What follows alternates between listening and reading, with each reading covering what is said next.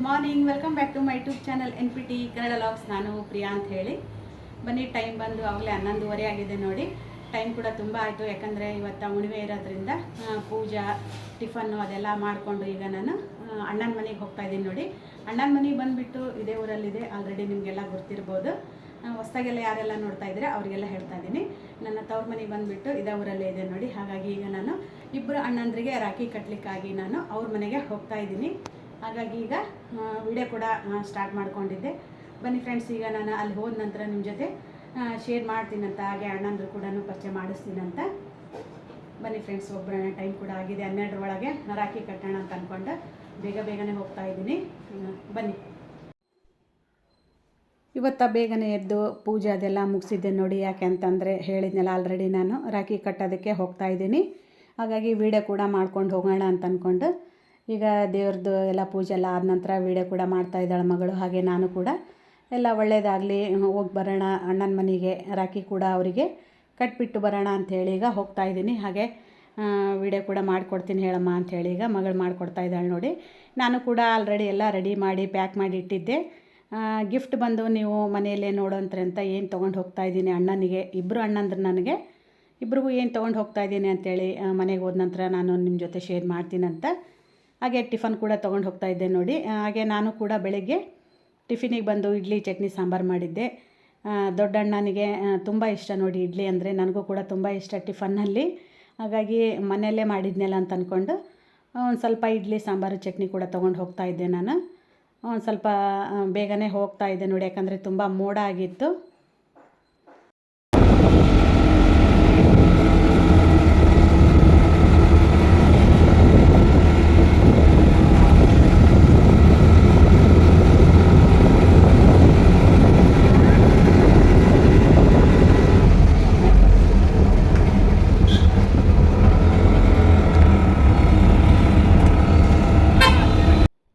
ನಮ್ಮ ಮನೆಯಿಂದ ನಾನು ಹೊರಡ್ತಿರ್ಬೇಕಾದ್ರೆ ತುಂಬ ಮಳೆ ಇತ್ತು ನೋಡಿ. ವಿಡಿಯೋ ಕೂಡ ಮಾಡ್ಕೊಳ್ಳೋದಾಗಲಿಲ್ಲ, ಯಾಕಂದರೆ ಲಗೇಜ್ ಕೂಡ ತುಂಬ ಇತ್ತು ಅಂತ ಅಂದ್ಕೊಂಡು ಅಷ್ಟಂದ್ರೆ ಅಷ್ಟು ನಾನು ಎಲ್ಲ ಒದ್ದೆ ಆಗಿಬಿಟ್ಟು ಒಂದು ಕಡೆ ಆಟೋ ಸ್ಟ್ಯಾಂಡ್ ಕಡೆ ಬಂದು ನಿಂತ್ಕೊಂಡು ನಂತರ ಆಟೋ ತೊಗೊಂಡು ಬಂದೆ ನೋಡಿ. ನೋಡ್ತಾ ಇರ್ಬೋದು, ಬರಬೇಕಾದ್ರೆ ಅಂದವೇ ಒಂದು ಮೆರವಣಿಗೆ ಕೂಡ ಹೋಗ್ತಾ ಇತ್ತು ದೇವ್ರದ್ದು, ವೀರಭದ್ರೇಶ್ವರದ್ದು ಅಂತ ಅನ್ಕೋತೀನಿ ನೋಡಿ, ಯಾಕಂದರೆ ಒಡುಪೆಲ್ಲ ಹೇಳ್ತಾ ಇದ್ರು ಅವರು. ಆಗ ವಿಡಿಯೋ ಕೂಡ ಮಾಡಿಕೊಂಡೆ ನಿಮ್ಮ ಜೊತೆ ಶೇರ್ ಮಾಡೋಣ ಅಂತ.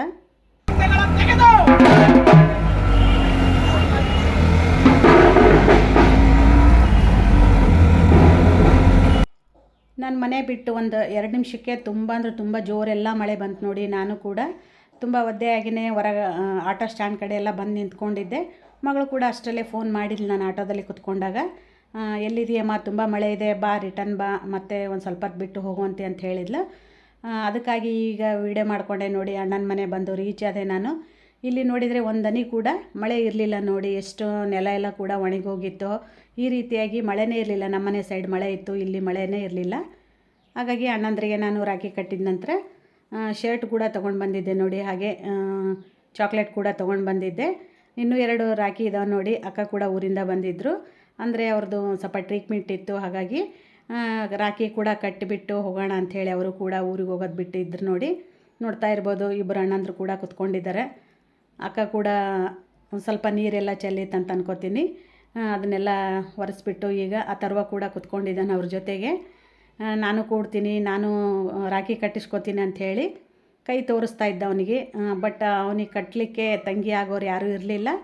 ನಾವು ಒಂದು ಹೂವನ್ನೇ ಏನು ಕಂಕಣ ಅಂತೇಳಿ ಕಟ್ತೀವಲ್ಲ, ಅದೇ ರೀತಿಯಾಗಿ ಒಂದು ಹೂವನ್ನ ಒಂದೆರಡು ಎಲೆನ ಹಾಕಿಬಿಟ್ಟು ಕಂಕಣ ಟೈಪು ಕಟ್ಟೋಣ ಅಂತ ಅಂದ್ಕೊಂಡು ರೆಡಿ ಮಾಡ್ತಾಯಿದ್ರು. ಆ ಕಡೆ ನಮ್ಮ ವೈನಿ ಬಂದು ಈ ಕಡೆ ಬಂದು ಅಕ್ಕಗೆ ನೀನು ಫಸ್ಟು ಅಣ್ಣಂದ್ರಿಗೆಲ್ಲ ಕುಂಕುಮದೆಲ್ಲ ಹಚ್ಬಿಡು, ನಂತರ ನಾನು ಕೂಡ ಹಚ್ತೀನಂತ ಅಂಥೇಳಿ ಹೇಳ್ತಾ ಇದ್ದೆ. ಹಾಗಾಗಿ ಅಕ್ಕ ಫಸ್ಟಿಗೆ ಕುಂಕುಮದೆಲ್ಲ ಹಚ್ಬಿಟ್ಟು ರಾಖಿ ಕೂಡ ಕಟ್ಟೋಣ ಅಂತ ಅಂದ್ಕೊಂಡು ಈಗ ನಾನು ಕೂಡ ಕುಂಕುಮ ಹಚ್ತಾಯಿದ್ದೀನಿ. ನೋಡ್ತಾ ಇರ್ಬೋದು, ವೀಡಿಯೋಕ್ಕೆ ಸರಿಗೆ ಬರ್ತಾಯಿಲ್ಲ, ಕೂಡು ಪುಟ್ಟ ಅಂತ ಎಷ್ಟು ಹೇಳಿದರು ಆ ಥರ ಒಟ್ಟ ಕೂಡ್ತಾನೆ ಇರಲಿಲ್ಲ ನೋಡಿ. ಹಾಗೆಲ್ಲ ಮಕ್ಕಳು ಕೂಡ, ಯಾಕಂದ್ರೆ ನಾನು ಹೊರಗಡೆ ಕೂತ್ಕೊಂಡು ರಾಖಿ ಕಟ್ಟೋಣ ಅಂತ ಅಂದ್ಕೊಂಡೆ ಕೂಡಿಸಿ ಅಣ್ಣಂದ್ರನ್ನ. ಬಟ್ ದೇವ್ರ ಹತ್ರನೇ ಕೂಡಿಸಿ ಕಟ್ಟಿದ್ರೆ ಚೆನ್ನಾಗಿರುತ್ತೆ ಅಂತಂದ್ರೆ ಅಣ್ಣ. ಹಾಗಾಗಿ ತುಂಬ ಸೆಕೆ ಇತ್ತು ನೋಡಿ. ಹಾಗಾಗಿ ನಾವು ಹೊರಗೆ ಕೂಡೋಣ ಅಂತಂದ್ರು ಕೂಡ ಅಣ್ಣ ಇಲ್ಲ, ದೇವರು ಕಡೆನೇ ಕೂತ್ಕೊಂಡು ಕಟ್ಟಿಸ್ಕೊಳಮ್ಮ, ಚೆನ್ನಾಗಿರುತ್ತಾ ಅಂತ ಅಂದ್ಕೊಂಡು ಅಂದಿದ್ದಕ್ಕೆ ಅಲ್ಲೇ ಕೂತ್ಕೊಂಡು ಕಟ್ಟಿದ್ವಿ. ಬಟ್ ಲೈಟಿನ ಫೋಕಸ್ಸು ನಂತರ ಸ್ವಲ್ಪ ಮನೆ ಕೂಡ ಗಾಳಿ ಆಡೋದಿಲ್ಲ ನೋಡಿ, ಆ ರೀತಿಯಾಗಿ ಇತ್ತು ಮನೆಯಲ್ಲಿ. ಹಾಗಾಗಿ ತುಂಬ ಅಂದರೆ ತುಂಬ ಸೆಕೆ ಆಗ್ತಾಯಿತ್ತು ನನಗಂತೂ. ನೋಡ್ತಾ ಇರ್ಬೋದು ತುಂಬ ಸ್ವೆಟ್ ಆಗಿಬಿಟ್ಟಿದ್ದೆ ನಾನಂತರೂ.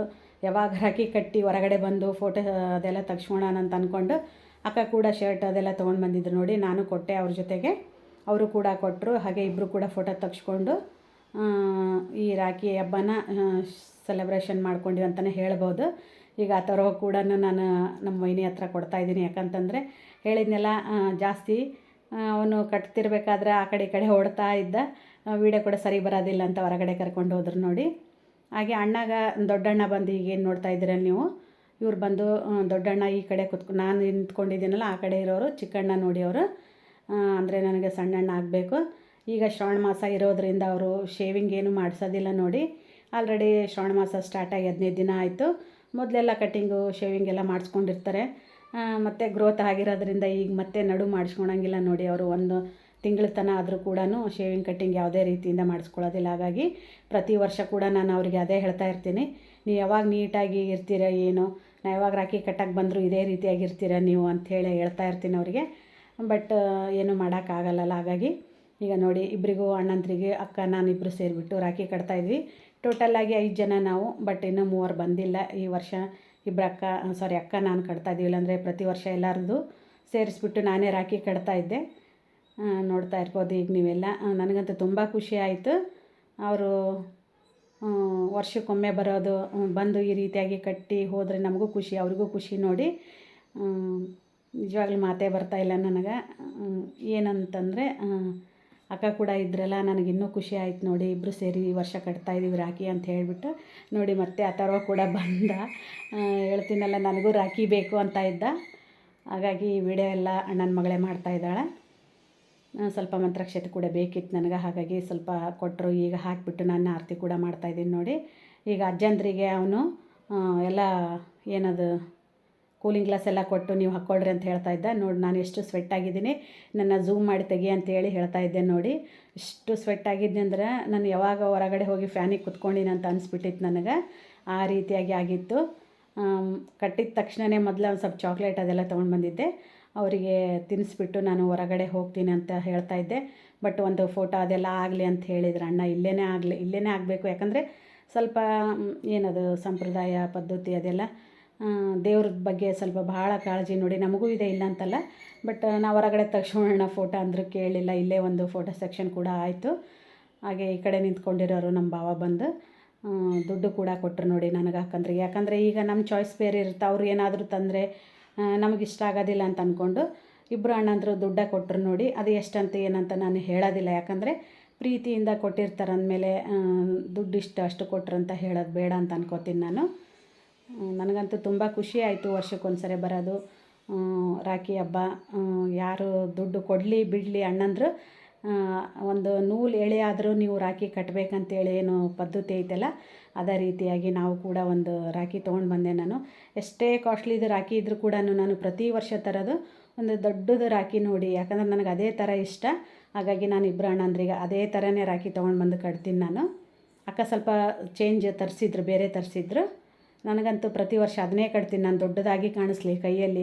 ಚಿಕ್ಕವಳು ಇರೋದ್ರಿಂದ ಇದ್ದಾಗಿಂದನೂ ನಾನು ಅದೇ ಥರ ರಾಖಿ ಕಟ್ಟಿನಿ. ಹಾಗಾಗಿ ಈಗೂ ಕೂಡ ಅದೇ ರಾಖಿನೇ ಕಟ್ತೀನಿ ನೋಡಿ ನಾನು. ಹೇಳಿದ್ನೆಲ್ಲ ಅಣ್ಣ ದುಡ್ಡು ಅದೆಲ್ಲ ಕೊಟ್ಟರು. ಎಷ್ಟಂತ ಹೇಳೋದು ಬೇಡ. ಸಾರಿ ಡ್ರೆಸ್ ಏನಾದರೂ ತಂದರೆ ನಮಗೆ ಇಷ್ಟ ಆಗೋದಿಲ್ಲ ಅಂತ ಅನ್ನೋದಕ್ಕೆ ಅವರು ನಮಗೆ ದುಡ್ಡೇ ಕೊಟ್ಬಿಡ್ತಾರೆ ಪ್ರತಿ ವರ್ಷ ಕೂಡ. ಅಣ್ಣಂದ್ರಿಗೆ ಏನು ಡ್ರೆಸ್ ತೊಗೊಂಡು ಬಂದಿಲ್ಲ. ದೊಡ್ಡಣ್ಣಗೆ ಫಿಟ್ಟಿಂಗ್ ಎಲ್ಲ ಕರೆಕ್ಟ್ ಆಯ್ತು ನೋಡಿ. ಏನು ಸಣ್ಣಣ್ಣನಿಗೆ ಫಿಟ್ಟಿಂಗ್ ಅದೆಲ್ಲ ಕರೆಕ್ಟ್ ಆಗಲಿಲ್ಲ. ಯಾಕಂದರೆ ಸೈಜ್ ಸ್ವಲ್ಪ ಚಿಕ್ಕದಾಯಿತು.